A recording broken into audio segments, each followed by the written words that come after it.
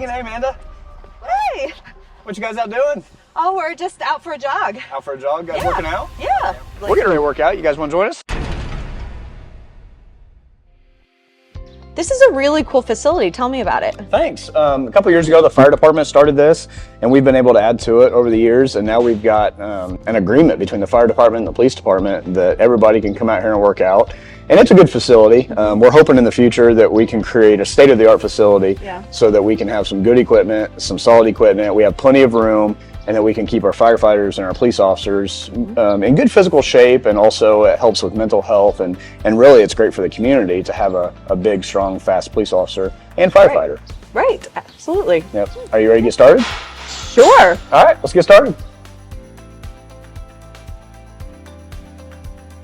Amanda, it's your turn.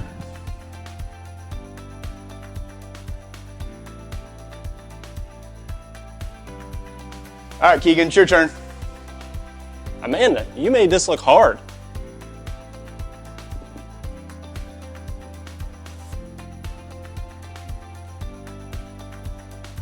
Hello, I'm Chief Jeff Stout, Tipton Police Department.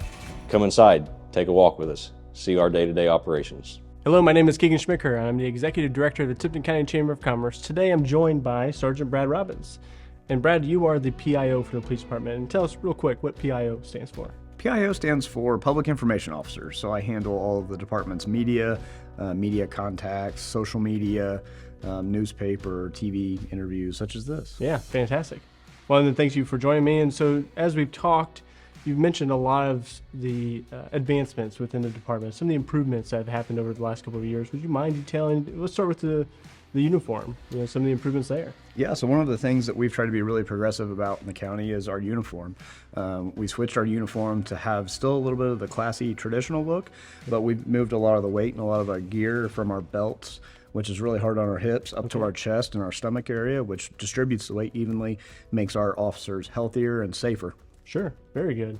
And so are there any other, as far as the uniform, I think we talked about ball caps and maybe even some like facial hair, for example, like some of those improvements as well, right? Yeah, several years ago we started the Back the Beards, the No Shave November campaign, and the officers really loved it. While we do still participate in that program, and we love partnering with our community in that program, the officers are really feeling good about keeping the facial hair year round. And, you know, we keep it well trimmed and groomed, and it looks good on our officers, and it's kind of a growing trend across law enforcement. We've got the ball caps now in this uniform where we're allowed to wear those on duty, and that's been a huge morale booster, and they look good. Again, kind of a classy look, but still stylish. And some of the other things that we've done are tattoos. We've allowed tattoos to be visible with the chief's approval, of course, so that way it's in moderation.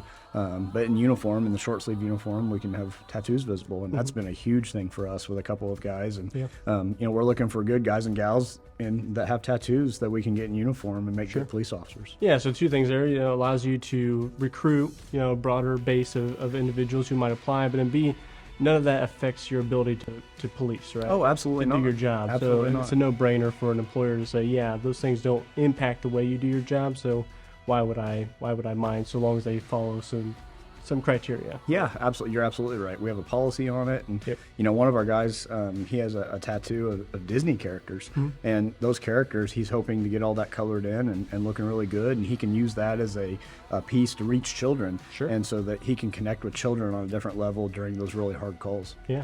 So we'll transition more into the actual operation of the police department and talk about some of the uniqueness, the technology that you guys have equipped and the capabilities that you guys have explored. So tell us a little bit about that, from the tactical entry team, I believe is what it's called, to the drone that you guys have acquired. Tell us a little bit about some of that technology you've brought on board.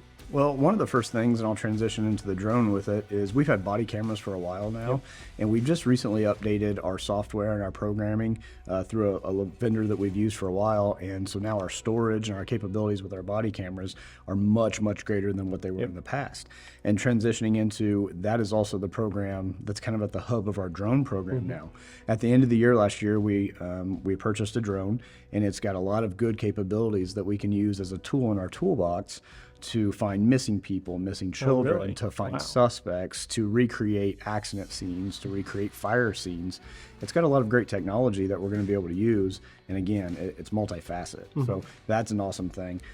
We've recently updated our firearms, and I know firearms can be kind of a touchy subject for some people. However, they are a tool. They're a tool in our toolbox, and we hope and pray that we never have to use our firearms. But we do train regularly. We have an awesome firearms program, and we've updated our firearms, and we're able to make sure that we're capable and that we're qualified. And it's been a really good piece for us as well that some departments still haven't transitioned to. Okay, very interesting. And I know another big focus over the last couple of years has been the vehicles within the department, right? Making sure that we're updating the vehicles, even the technology that exists within the vehicles. So tell us a little bit about some of those improvements too. Absolutely. So vehicles is a huge thing. When you're looking to hire qualified candidates and good people to be police officers, one of the things they look at is your equipment. They want to feel safe. They want to feel proud of the equipment that they're operating and they're using to perform day-to-day operations. The vehicles, we've redesigned the graphics on the vehicle, and we've used our that graphic to create a new brand for the police department. Okay. And that has been huge in getting our message out and connecting with our community. It's a recognizable brand for us. Sure. The vehicle lighting has just come such a long way over the years, and we are using the latest and greatest technology when it comes to keeping people safe, keeping our officers safe. And, when we have to run lights and sirens, those tools in our toolbox, if you will, is just better for the community and better for our officers. Yeah. Even the equipment inside, now we've got printers inside the cars that we can print off important documents or that we can issue citations and warnings with. We've got some of the latest and greatest speed reading technology for running radar and maintaining, traffic enforcement. Now, Sergeant Robbins, we have spent a lot of time talking about some of the capabilities of the police department, but that's not the main focus for a police department, right? We're really trying to change that narrative. Is that right? That is correct. A police department and an individual police officer really is a triad concept. Okay, education. They're educating the public on a multitude of different things in life, right? That we encounter every day. And you talk about service. Whether it's helping the little guy across the street or helping change a tire. Letting somebody pet Taz, to, a kid that's eager to see a police dog, letting a kid play with my handcuffs. That's service, And then we talk about enforcement. So there is a triad concept. One of the things that we're trying to transition law enforcement as a whole is partnering with our communities and being a pillar with their community and the community being a pillar with us. We can't do our job without a supportive community, and Tipton is by far one of the best communities. I've worked in several different communities through Central Indiana throughout my law enforcement career, and Tipton is a very special place. They have very special people, and we're very thankful and grateful to have them. Well, that's fantastic to hear, and I couldn't agree with you more. Transitioning now to something a little more personal to you. So, Sergeant Robbins, you are a K9 handler, is that correct? I am, yes. So I handle for K9 Taz. He's a community favorite. Oh, absolutely. And so we've seen some footage and tell us a little bit about Taz's importance, his usefulness to the department, because we've seen a little footage of that in the video. So tell us a little bit about his capabilities for the department. So K9 Taz is a 6-year-old male Belgian Malinois from the country of Holland. Wow. The Malinois is a very good breed for military and law enforcement. The way they're constructed is, to jump higher and bite harder and track longer and have better endurance. Also, their life expectancy is much greater than other working type dogs. They're just built for that. So Taz is specifically a narcotics detection dog. He also tracks, and he does a couple different kinds of tracking. He also does evidence searches or looks for things that you and I may not be able to see with our eyes, and he can smell with his nose and locate those items. One of the types of tracking is, looking for missing people, the elderly people that wander away from where they're supposed to be. So, and of course the suspect tracking as well. So yeah, we're very excited to have Taz. We're very thankful to have Taz. And, we're blessed to have such a good dog and a good supportive program.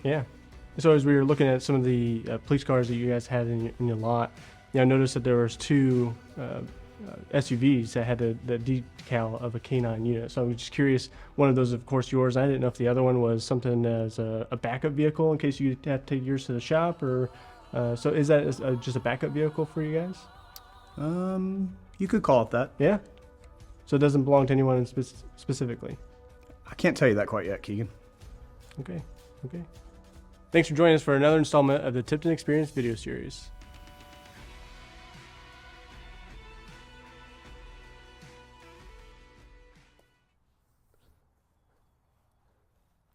Officer Laser, what are you up to?